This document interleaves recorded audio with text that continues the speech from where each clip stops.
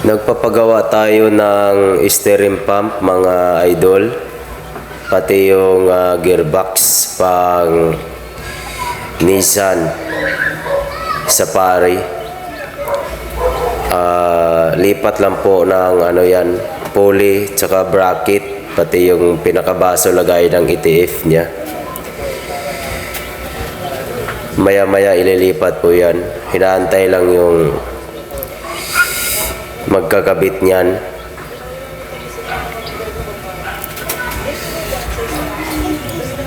Yan po yung nagbubumba po sa gearbox para malambot yung manibela. Kasi ang manibela kasi yan matigas na.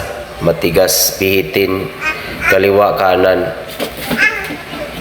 Kaya papalitan ng panibago. Ayan, yan yung bagong bibilhin na gearbox na yan.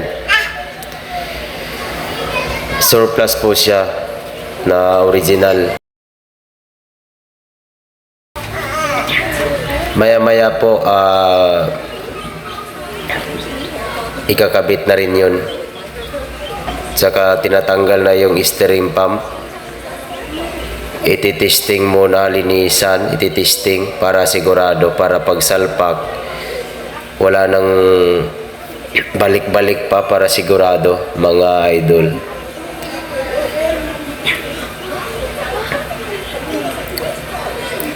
Ayan na po binubuksan yung isa. Bali, tatlo yung pinagpilian dyan. Yung dalawa dyan, mahina yung bomba kaya pinapalitan. Yung pangatlo, yun yung nabili ko dyan. Kaya kailangan sigurado, para isang kabitan na lang, mahirap magbaklas kabit. Masikip doon sa ilalim ng sasakyan ng Nissan Safari. Dito ako sa kanila kumukuha kasi maliban sa Surplus Japan pa yung mga pisa mga idol. Magaling din tong mga idol na ito magbaklas kabit. Tsaka yung warranty nila 3 months, kaya sigurado. Kaya pag order sa akin, dito ako sa kanila kumukuha pag wala kami. Pang ilalim, mga rack and pinion, steering pump, gearbox, dito ako kumukuha sa kanila. Kahit anong sasakyan, pati modelo na rack and pinion na depower motor na, meron din po sila. Yung nakaraan dito ako kumuha sa kanila ng Ford Ranger na rack and pinion. Ayan na po, binubuksan yung isa. Tinitesting po yan. Tinitingnan yung loob kung may tama o wala pa, para yung bomba niya malakas pa. Pag may tama kasi, yung bomba medyo mahina na. Ayan o, tinitingnan niya. Parang manok yan, kinikilatis din.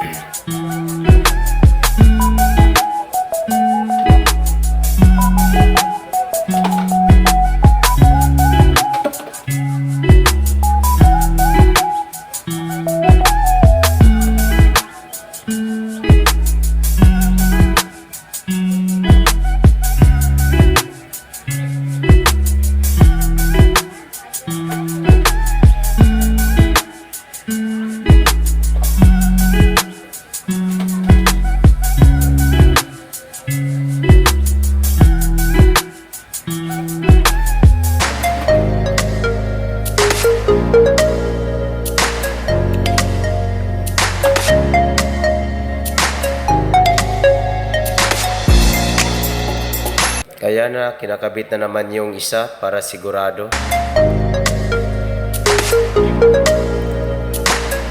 Nililinis para mawala na yung mga lubak-lubak dyan. Mga kumido. Ngayon, ititesting na naman yan para sigurado. Ayan. Malapit na po yan mabuo para matitesting na uli namin yan. Yan kasi yung nagbubumba sa gearbox para malambot yung manibela. Malayo kasi pagdalhan yan, kaya pinapasigurado ko na buo yung makuha ko. Para isang kabitan na lang, mahirap magbaklas kabit at saka pa balik-balik. Wala namang problema kasi may warranty, pero mas maganda yung sigurado. Ayan po, nililipat na po yung bracket sa yung sample. Ililipat yan doon sa bibilhin ko. Nililipat na para pagdating doon, ikakabit na lang sa mekaniko. Ayan po. Nilinisan po yan ng gas para malinis, tanggal yung mga putik. Para pag nakita ng may-ari, brand new. Walang ka dumi-dumi. Para masaya yung customer.